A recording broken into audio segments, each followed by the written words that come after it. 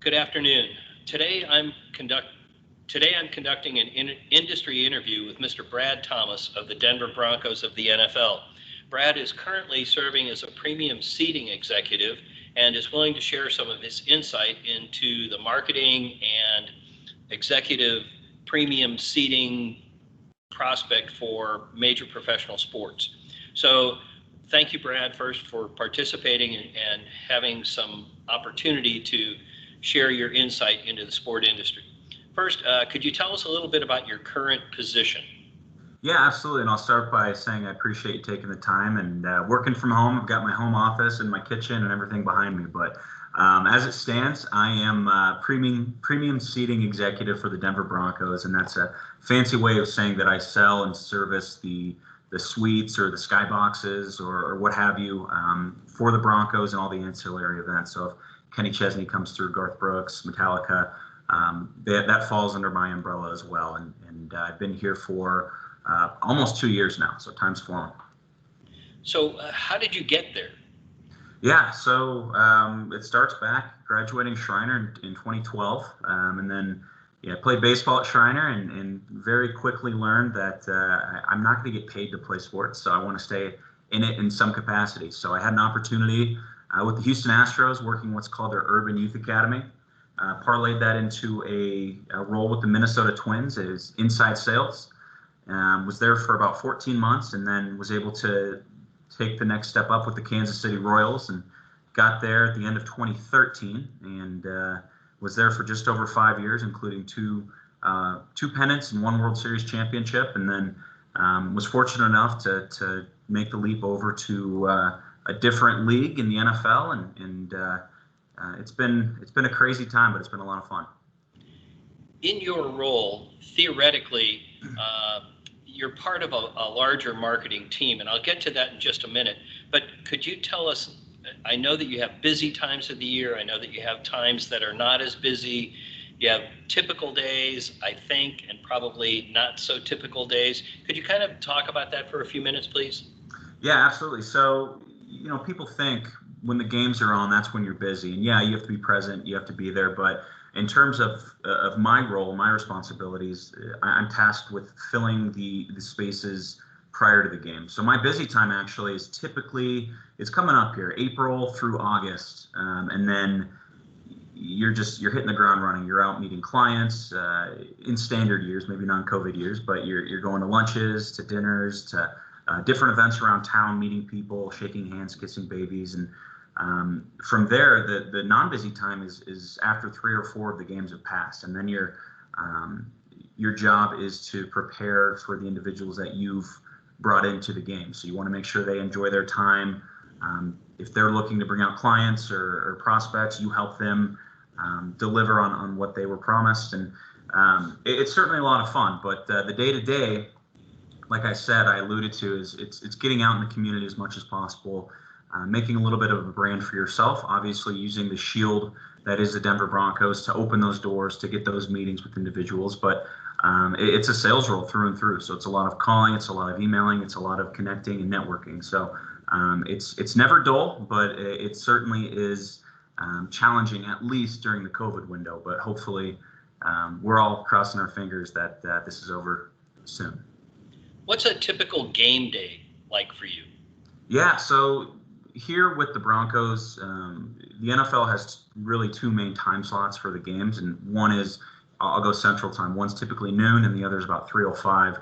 Well, with the Broncos, we're kind of in between, and we never have a noon game. So every game here starts at the 3:05 your time. So basically, I get into the stadium about 8 o'clock in the morning. We do our suite walk. So we walk every suite in the stadium. We make sure they look good. We make sure they're prepped and they're ready to go. And then from there, I reach out to all my clients I have coming out and making sure that they know how to use their tickets. It's all digital, so you don't have the paper ticket anymore. You got to make sure they have their phone app and everything ready to go. And as you can imagine, that certainly was a challenge. We were one of the first teams in all of sports to implement that. So it turned into a lot of technical help, which not a bad thing. But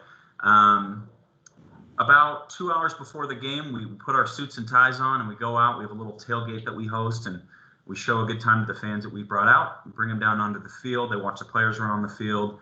And then from there, it's at your discretion. I go and I visit all my suites, and like I said, I'm in there and I'm working the room as best I can. And once kickoff starts, people they spend a good amount of money, and the last thing they want to do is talk to a sales guy. So I kind of take a step back and I'll check in throughout the game. But that's a standard game, and then you wait until the game's done, and then an hour afterwards, you help clear out the stadium, and you go home and either celebrate or lick your wounds, depending on how the team played. Well, there you go. Yeah. Well, that kind of leads me then to some of your activities seem like they're integrated with other units, other parts of the larger marketing strategy of the Broncos. So can you talk about that just a little bit, how you work within the larger context of marketing? Absolutely. So we, with the Broncos, are in a fortunate position in that the majority of other sports teams, marketing teams you see, their main goal is maybe not brand awareness, but their main goal is to sell the team in terms of tickets to single games, season tickets, what have you. The Broncos, fortunately, with the success they've had since their inception, just about, sold out every game for the last 50 years. There's a season ticket wait list of over 100,000 names. So that really puts marketing in a unique role in that they're not necessarily there to pump up any sort of sales, but more just brand awareness and involvement in the community. So with that being said, there's a number of events around town that are more focused on serving the residents of Denver and the surrounding area. So, and that's not to say that they don't benefit and aid us rather with marketing techniques for the suites and the items that I'm tasked with moving. So we have a lot of correspondence with them. They bounce ideas off of us back and forth, and they really are just kind of the vehicle that gets us out to the market here. We know that one of the current trends in the sport industry, pre-COVID, of course, was the use of variable ticket pricing models and matrices, and how does that fit into your role? Yeah, so we call it here internally dynamic pricing. It was much more prevalent when I was with the Royals in that if you have a big time team coming to town, or let's say the game's being played on a desirable weekend in June when the weather is typically nice, the price isn't flat. It's going to reflect based on how the market is responding. So if there's a non-sale and a lot of tickets are purchased, well, hey, the price is going to go up, and vice versa. If it's not as popular or it's trending the other way, we may lower the price. So in football, it's the same type of deal. The Broncos' biggest rival is the Kansas City Chiefs, or at least one of them. When they come to town, it's a big rivalry, and of course, with their recent success, people want to come watch them. So the price for the Chiefs game is going to be a bit higher than, let's say, a team who maybe we don't have as much history, or maybe they're down a little bit in terms of wins and losses. So it is reflective a little bit more. In baseball, it's easier to see just because there's so many games, but definitely it happens in the NFL as well. So within the suite, trying to sell a suite, does that filter into your pricing model? And if so, do you ever see sticker shock from, say, a sponsor who says, hey, I want to do a suite when the Chiefs are here? Yeah, absolutely. And that's one of the biggest objections that we face in our role. So we certainly will get people that, hey, I want to come out to the Chiefs game. Well, we certainly love to get you out, but as you can imagine, that's our most popular game. We have a wait list or a number of people wanting to get in. This is the price point. If it's too high, well, we can certainly get you into a game. And it's really dictated by three factors. And like I said, the first is the opponent. The second is time of year. So opening night for the NFL or baseball, for that matter, is much more desirable than, let's say, there's a game in football 2 days before Christmas. You're not going to get as many people out for that. And then the final being the time and day of the game. So if it's a primetime Sunday night game, a Monday night game, Thursday night, people are going to want to be out there just because there's more buzz. But there's really the three main factors that go into it. Okay, so within the context of your specific job, your specific role, kind of an extension of the marketing department, kind of responsible and accountable for sales, who establishes your target objectives and goals? Is it Yes. you, or? Yeah, so it's a mixture. So I have constant collaboration with my director and my vice president, and we sit down pretty often and we talk about pipeline. Hey, what do you have coming in? Who are you talking to? Estimated close date, if it's this year, next year, what have you. And then they go and they work with our CFO, who in turn says, hey, this is what we're projecting based on these factors. And some of it goes a little above my head. There are some guys that have some pretty smart degrees and titles that can determine that, just a mathematical formula. But I do have input and I do have say. And, we certainly make it as collaborative as possible. But it really is a full organization, I guess, something that everyone has their hands in to an extent. How do you measure that?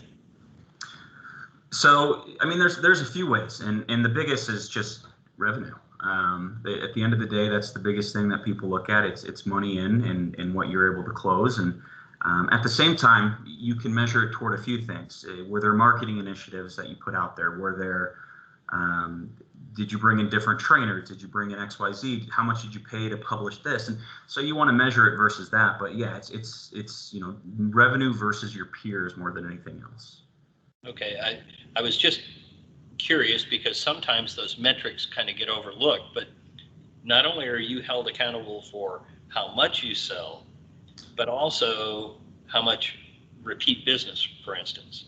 Right. There's a number of residual accounts, and it was more prevalent in baseball, in my role at least. And it was, hey, you grow and you cultivate these individuals, whereas in football, there's really two main buckets that I work with, and one is more of a single game. We call them rentals. You rent a suite for a game, you bring out who you want, and then there's the individuals who utilize a suite like anyone would season tickets. Hey, we have 20 tickets for every single game. We have it in a box with food and drinks, and so the single game, I'm still tasked with working those residual accounts year after year. Whereas if I'm able to get them in on a year-long or multi-year term, well, then we have a services team that their entire job is to service those suite holders. So there's two main. If I get them in on a long-term deal, I turn them over. Not to say that I can't still talk to them and work with them, but they really want someone that's going to be more focused on them, more so than me, who I'm hitting the pavement in many different ways, different angles.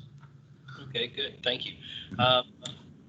Finally, what are some of the most unique things that you've experienced either there or in your other roles that are, I think, something that somebody who's in sales needs to kind of be aware of, that are potential opportunities for them as well? Yeah, so I mean, if you would have asked me when I was at Shriner what I wanted to do, I would have said I wanted to work in the front office of probably a baseball team. Never thought I'd want to be in sales, and you hear that from just about everyone who is in my role. But you have a love for competition, and just like when I was competing on the field at Shriner, sales is one of the only ways you can really show your stats, so to speak. At the end of the day, you can show your value versus other people or what have you. So some really fun experience that I've gotten, and I've been so incredibly blessed to have this happen, is one, I've gotten to move to some amazing cities and to meet some really, really influential people. And on top of that, the experiences that come along with it. And just when I was with the Royals, I alluded to the pennants back in 2014, 2015.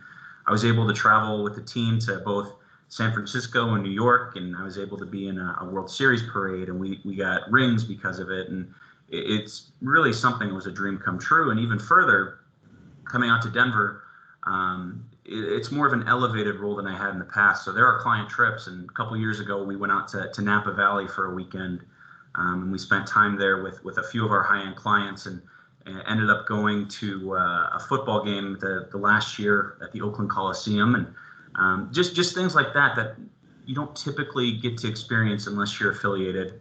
And so I'm very fortunate in things that I've gotten to do, and that's just scratching the surface.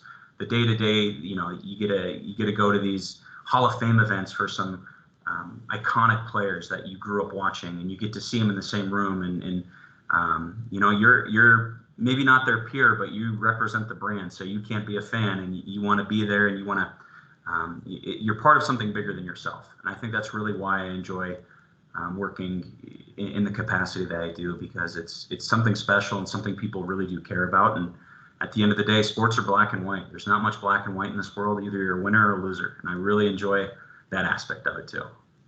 Well, that's great. Well, thank you very much, Brad. And we appreciate your taking time for the Applied Sport Management Association and sharing some of your experiences with our prospective sport managers and some of our colleagues. Thank you very much, and stay well, stay safe, and I'll see you this summer.